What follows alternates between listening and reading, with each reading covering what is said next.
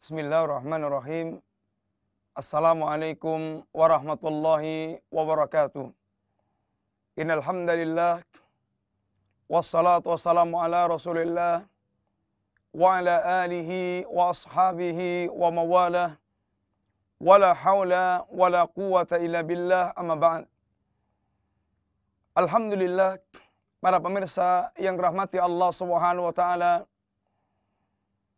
di balik syariat siam Ramadan dan keberadaan bulan Ramadan dengan segala amal yang diwajibkan Allah Subhanahu wa taala dan amal yang nawafil yang sangat dianjurkan oleh Allah dan Rasulnya sallallahu alaihi wasallam, sungguh memberikan, mewariskan berbagai macam tarbiyah, pendidikan bagi jiwa umat ini menjadi jiwa yang benar-benar bertakwa kepada Allah Subhanahu wa taala. Dan seandainya kita sebutkan secara rinci, maka di antara rinciannya yang pertama, Ramadan memberikan pendidikan ikhlas. Bagaimana membentuk karakter jiwa yang ikhlas. Jiwa yang dia bagaimana beramal semata-mata karena Allah Subhanahu wa taala. Dan ketahuilah para pemirsa yang rahmati Allah, bahwa ikhlas adalah ciri khas agama ini. Karena agama Allah adalah agama ikhlas. Ala lillahi dinul khalis. Ketahuilah, agama Allah adalah agama yang murni. Sehingga Allah tidak membutuhkan, Allah hanya menerima sesuatu yang murni.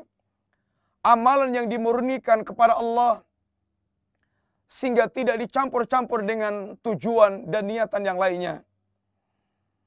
Para pemirsa yang rahmati Allah, ketahuilah bahwa ikhlas kunci keselamatan manusia dari fitnah dan kunci kebahagiaan manusia dalam kehidupannya.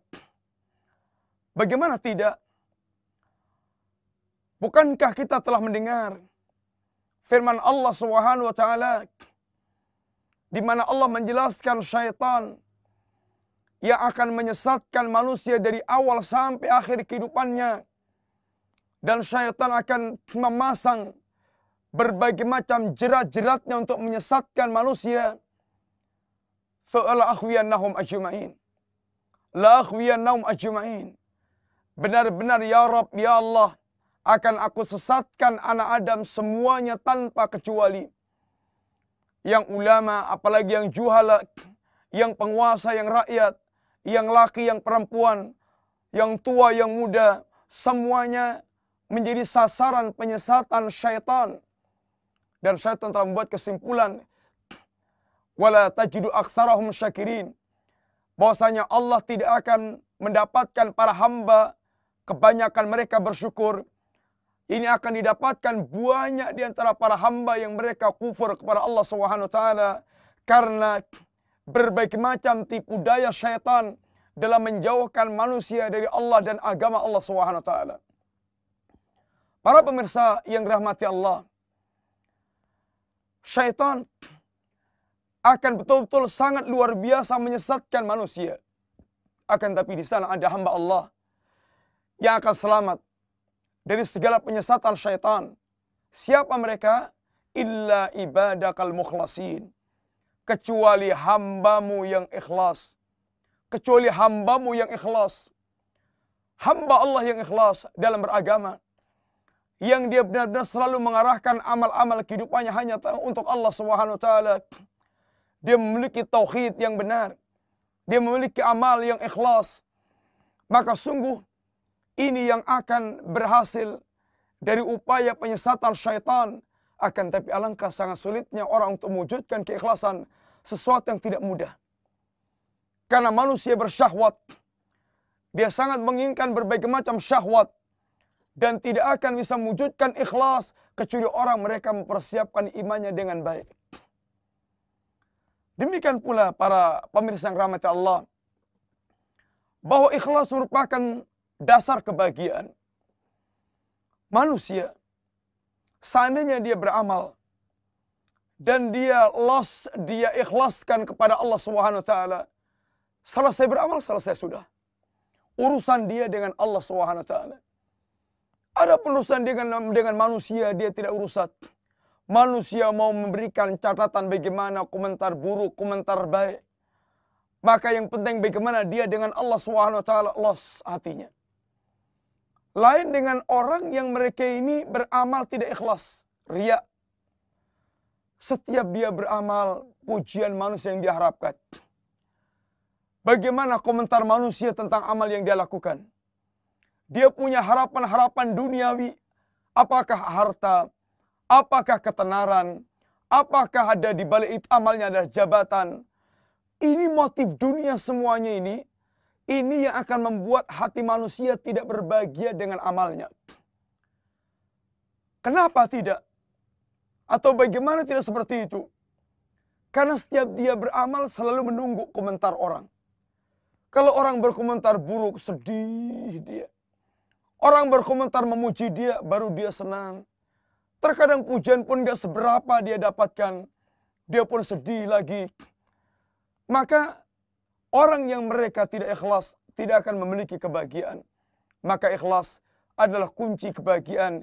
Dan di bulan Ramadan ini Masya Allah, kita siang malam bagaimana dididik menjadi hamba yang mukhlis. Man sama Ramadana imanan wahtisaban ghufira lahu ma taqaddama min dhanbi. Barang siapa yang dia berpuasa dengan iman dan ihtisaban. Dia berangkat dari keimanan dia.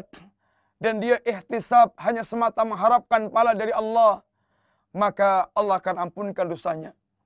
Man qama ramadhana imanan wa ihtisaban ghufira lahu ma taqaddama min dhanbi. Barang siapa yang dia salat malam, dia lakukan dengan penuh keikhlasan. Dia lakukan dengan iman dia dan keikhlasan dia. Maka sungguh akan Allah ampunkan dosa yang telah lalu. Maka ini pendidikan ikhlas yang kita terus setiap hari belajar. Bagaimana mewujudkan keikhlasan dalam setiap amal yang kita lakukan. Pendidikan yang kedua, pendidikan ittiba. Bagaimana kita dilatih dan diajari benar-benar menjadi manusia yang muttabi, mengikuti ajaran yang diajarkan Nabi Sallallahu Alaihi Wasallam sampai toh sekalipun dalam urusan yang kita sungguhnya sangat bersyahwat dengan perkara itu. Bukankah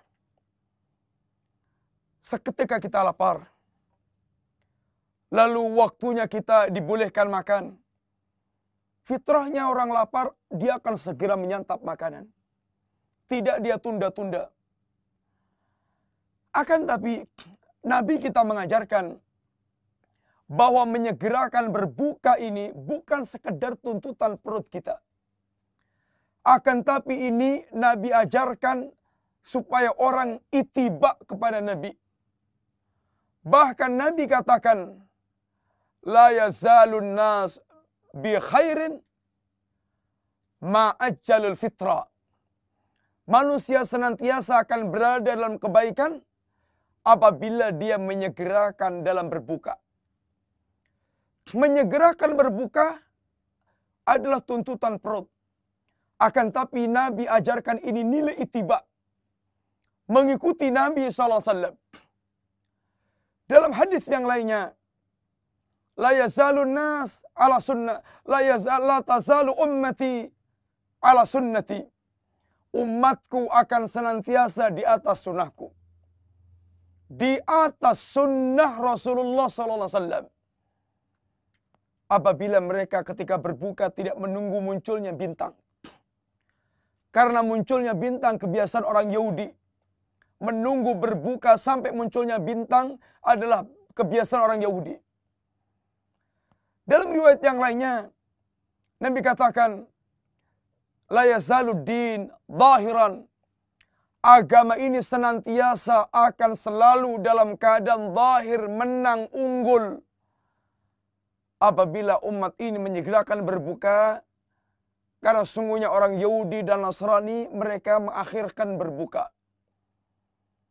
Sehingga dalam menyegerakan berbuka ada nilai ittiba.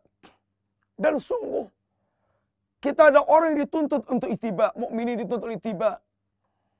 Ittabi'u ma unsila ilaikum. Ikutilah apa yang diturunkan kepada kalian. Ini ittiba kepada risalah ajaran yang diajarkan Nabi yang mulia sallallahu alaihi wasallam. Dan ini ciri khas mukmin. Ciri khas muslim. Adapun orang kafir, orang musyrik, orang munafik, mereka jauh dari sikap ittiba. Bukankah Allah katakan, wa idza qila lahum ittabi'u ma anzalallah qalu bal nattabi'u ma wajadna 'alaihi aba'ana awalau kana syaitanu yad'uhum ila adzabis sa'ir. Apabila orang-orang kafir atau musyrik ini diseru, marilah kita mengikuti apa yang Allah turunkan, ini ittiba. Maka mereka beralasan, kami telah mengikuti apa yang kami dapatkan dari kakek moyang kami. Ini mengikuti warisan leluhur. Dan dengan alasan itu dia menolak untuk ittiba. Orang-orang munafik, ketika diajak berittiba, apa kata Allah Subhanahu wa taala? Ra'aital munafiqina yasudduna anka sududa. Orang-orang munafik ketika mereka diajak ittiba, Anda akan melihat orang munafik, mereka akan menghalangi sekuat-kuatnya agar tidak terwujud sikap ittiba. Tidak akan ittiba kecuali pribadi mukmin. Dan kita dididik oleh Nabi bagaimana kita berittiba, termasuk dalam perkara yang dianggap sesuatu yang remeh, atau itu bahkan merupakan satu yang merupakan tuntutan fitrahnya manusia. Para pemirsa yang dirahmati Allah, karena dalam ittiba ini ada keunggulan, ada kemenangan, dan ada sikap di atas sunnah, ada sikap roh menyelisihi orang Yahudi dan Nasrani, ashabul jahim. Ini perkara yang sangat besar. Para pemirsa yang dirahmati Allah, dan umat ini Masya Allah, apabila kita memperhatikan keadaannya jauh dari sikap ittiba, boleh jadi karena ketidaktahuan dia tentang ajaran agamanya, boleh jadi karena memang mereka adalah para pengekor hawa nafsu, boleh jadi memang mereka terprovokasi orang-orang akan menyesatkannya, boleh jadi mereka itu karena terjerat berbagai macam syubhat, boleh jadi mereka itu bersandar kepada hadis-hadis dhaif atau maudhu, lemah atau palsu. Pendidikan ittiba ada pada bulan Ramadan. Yang ketiga, pendidikan ar-ruju' ilal Quran. Pendidikan kembali kepada Al-Quran. Sungguh ini pendidikan yang sangat agung. Walhamdulillah, Masya Allah, umat Islam di bulan Ramadan berlomba membuka mushaf Al-Quran, berlomba menghatamkan sekian kali dalam menghatamkan lafaz, membaca lafaz-lafaz Al-Quran. Ini kebaikan. Ini kebaikan yang tidak kita ingkari. Akan tapi perlu kita tegaskan bahwa Al-Quranul Karim diturunkan Allah bukan sekedar untuk dibaca huruf-hurufnya. Al-Quranul Karim diturunkan Allah Subhanahu wa taala, ini kitabun mubarakun liyadabbaru ayati. Kitab yang penuh dengan barakah, penuh dengan kebaikan, dalam rangka ditadabbur, dalam rangka ditadabbur ayat-ayatnya.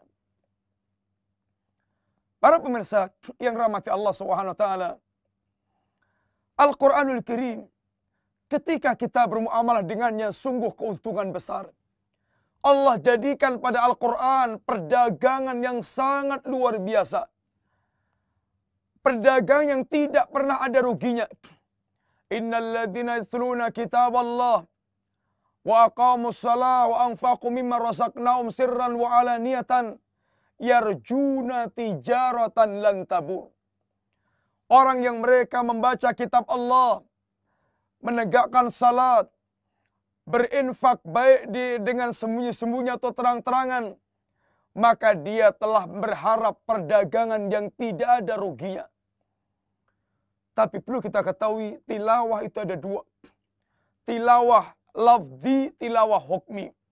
Membaca huruf per huruf dan membaca makna-makna, mengambil makna-makna dari Al-Quranul Karim.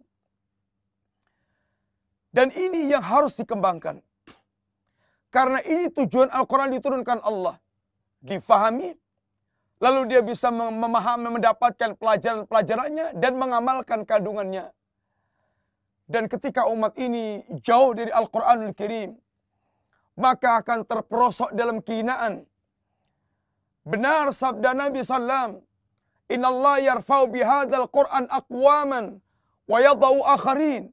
Allah akan mengangkat dengan Al-Quran ini satu kaum dan Allah akan merendahkan kaum yang lainnya.